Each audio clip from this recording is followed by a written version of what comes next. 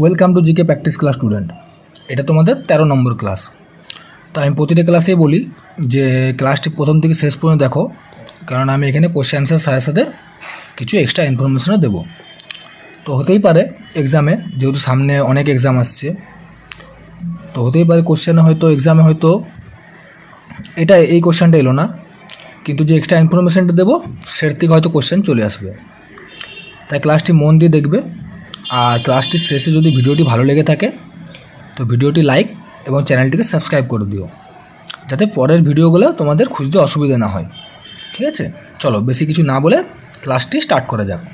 যেমন দেখো, প্রথম প্রশ্ন কী বলেছে দেখো, কী বলেছে যে চাঁদে একটি বস্তুর ওজন এত, 19.56 নিউটন। তাহলে পৃথিবীতে ওই বস্তুর ওজন হবে কত? ধর এখানে দিয়ে দিয়েছে গ্রাম সমান 1.63 ms মাইনাস স্কোয়ার। আচ্ছা, চাঁদে তাহলে ms স্কোয়ার, টু পৃথিবীতে। তাহলে তোমাদের বলে দিচ্ছি, তাহলে কী বলেছে অপশানে? অপশানে 120 n, option B 100 n, option C 110 n, না অপশান ডি 90 n। তাহলে তোমাদের অ্যান্সার কী হবে? না, এটা তোমাদের অ্যান্সার হবে অপশান এ, 120 n। আমি তোমাদের বলেছি দেখো কীভাবে, যেমন দেখো 19.56 আছে, তো এটা কী বলেছে? তাহলে এটা দিয়ে ডিভাইড হবে, এটা দিয়ে ডিভাইড যদি করো, তাহলে এটা দিয়ে আমি দেখিয়ে দিচ্ছি এখানে।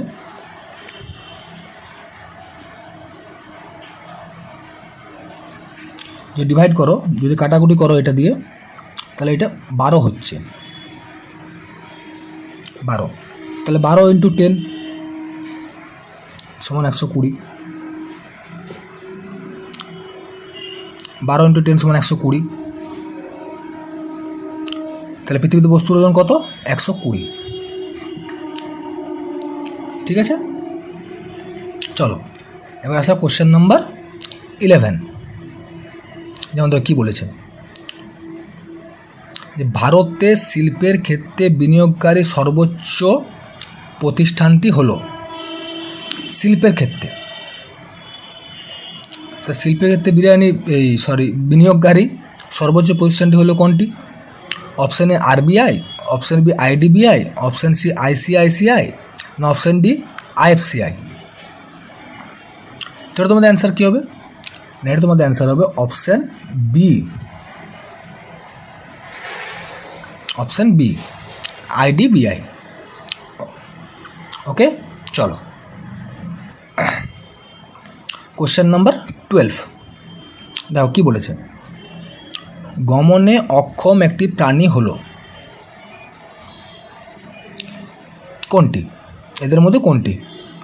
Option A sponge, option B Euglena, option C Hydra, option D Chlamydomonas. তাহলে অ্যান্সার কী হবে এটার মধ্যে? গমনে অক্ষম বলেছে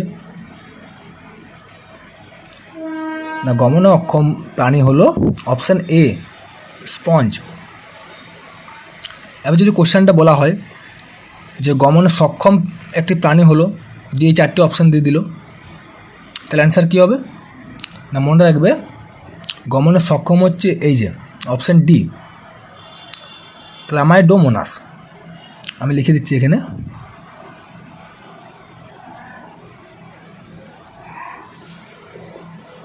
তাহলে কী হলো দেখো, গমনে অক্ষম হচ্ছে স্পঞ্জ, আর গমনে সক্ষম হচ্ছে ক্লাইডোমোনাস। ওকে, চলো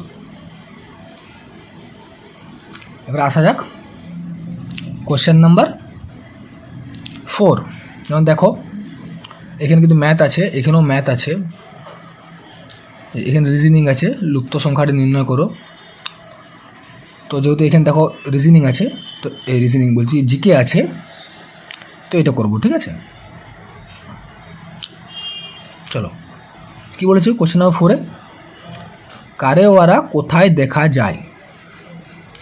option A Kashmir, option B Arunachal Pradesh, option C Uttarakhand, option D Sikkim. 1 second দাঁড়াও, এটা তুলে একটু করে দেখো। তাহলে কোথায় দেখা যায়? না, এটা তোমাদের অ্যান্সার হবে অপশান এ কাশ্মীর। কারেওয়ারা কোথায় দেখা যায় না? কাশ্মীরে। এটা কি? এটা হচ্ছে এক ধরনের মাটি। আমি লিখে দিচ্ছি এখানে।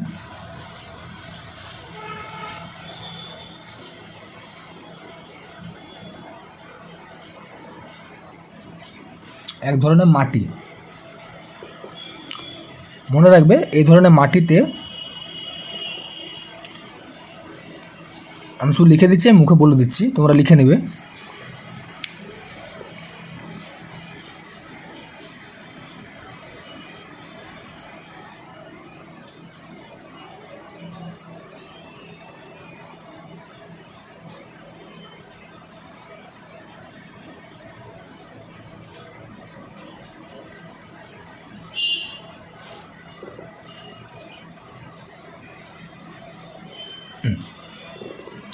এই ধরনের মাটিতে আপেল, জাফরান ইত্যাদি চাষ ভালো হয়, ওই জন্য এটা কাশ্মীরে পাওয়া যায়, দেখা যায়। চলো আসা কোশ্চেন নাম্বার 15। কি বলেছে না, চিরস্থায়ী বন্দোবস্ত প্রথম কোথায় চালু হয়? কোথায় চালু হয় প্রথম?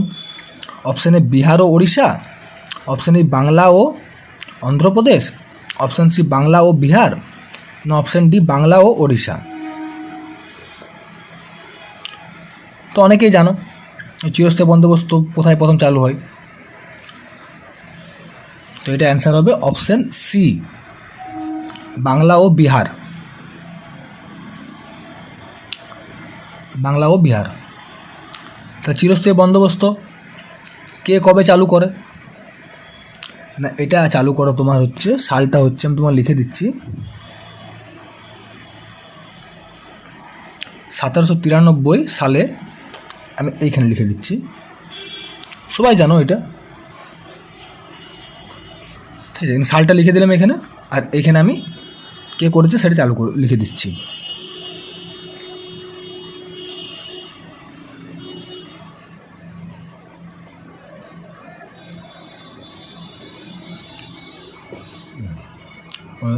Lord Cornwallis. কত সালে চালু করো? 1793 সালে, ঠিক আছে। চিরস্থায়ী বন্দোবস্ত লর্ড কর্নওয়ালিস 1793 সালে চালু করে। কোথায় চালু করে প্রথম? না বাংলা ও বিহারে। চলো এবার আসা যায় কোশ্চেন নাম্বার 16।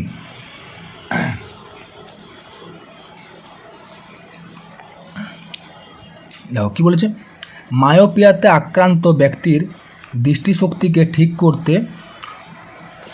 করতে যে ধরনের লেন্স ব্যবহার করা হয় সেটি হলো,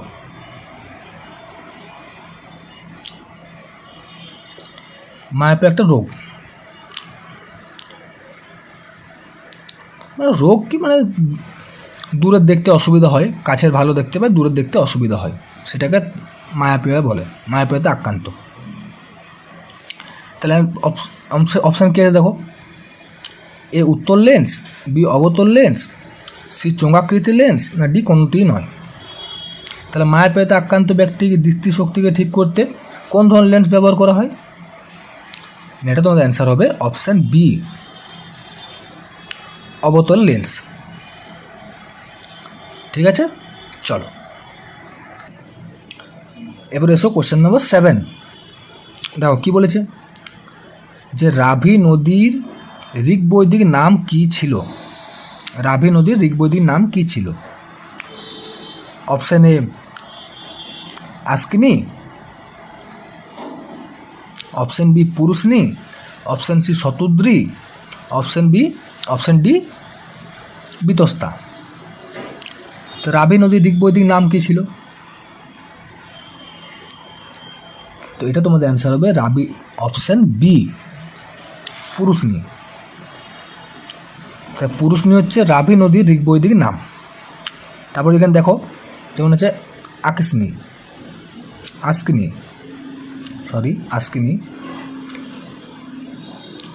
তো এটা কোন নদীর ঋগ্বৈদিক নাম? না আমি লিখে দিচ্ছি এখানে,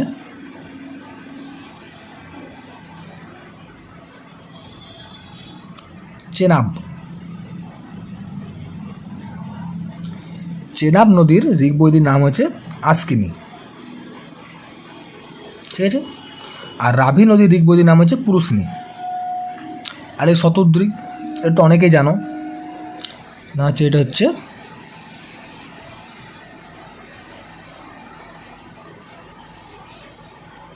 সতলেজ।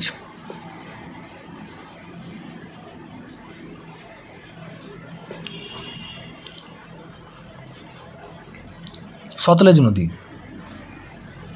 আর এই বিতস্তা কোন নদীর ঋগ্বৈদিক নাম? না, এটা হচ্ছে তোমার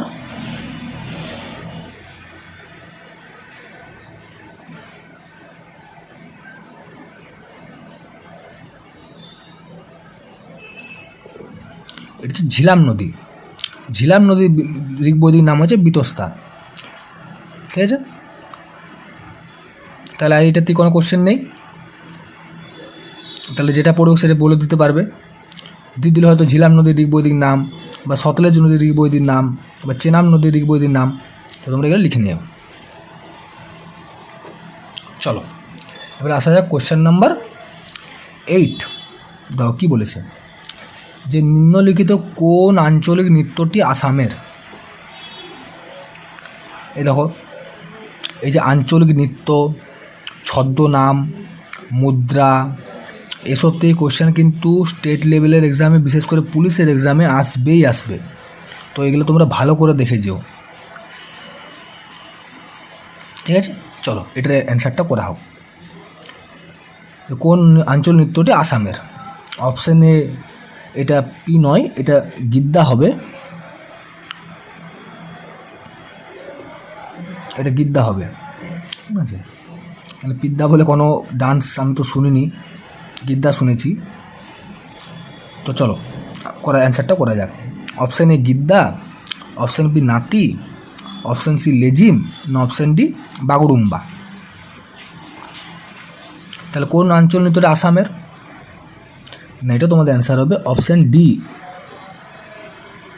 বাগরুম্বা। এরপর দেখো এই যে গিদ্দা, গিদ্দা কোথাকার আঞ্চলিক নৃত্য? যদিও প্রশ্নটা এই দিত যে গিদ্দা কোথাকার আঞ্চলিক নৃত্য, তো এর মধ্যে অ্যান্সার কী হবে?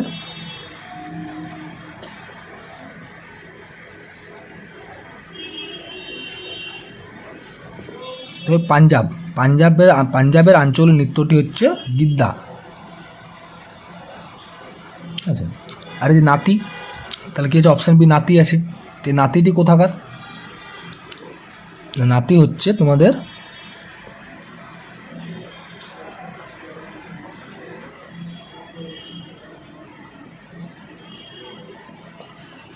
নাতি হচ্ছে হিমাচল প্রদেশের আঞ্চলিক নৃত্য, ঠিক আছে। আর এই যে অপশান সি আছে লেজিম, লেজিম কোথাকার আঞ্চলিক নৃত্য? লেজিম হচ্ছে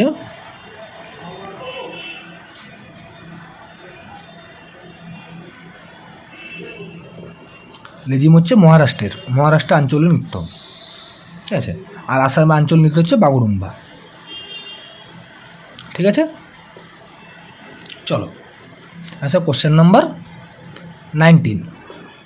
দেখো কী বলেছে, যে বুল এবং বিয়ার শব্দ দুটি কিসের সাথে জড়িত? বুল এবং bear. Option A share market, option B banking system, option C crypto market, না অপশান ডি কোনোটি নয়।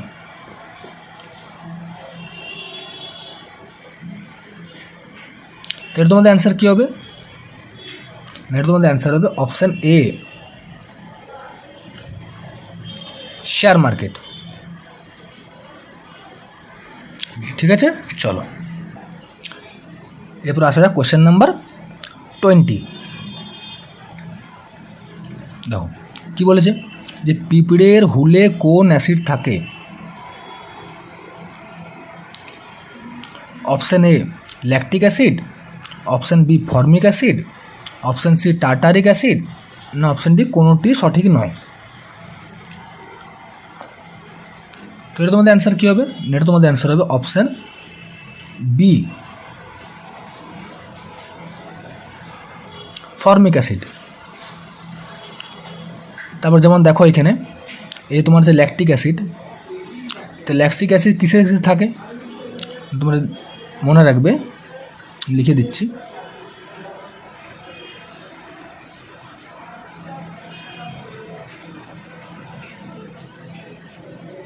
দই, দুধ ইত্যাদি ইত্যাদি ইত্যাদিতে ল্যাকটিক অ্যাসিড থাকে। তারপর যেমন দেখো ফর্মিক অ্যাসিড থাকে, তো পিঁপড়ে ঘুরলে জানলে ফর্মিক অ্যাসিড। তাহলে টার্টারিক অ্যাসিড কিসে থাকে মনে রাখবে,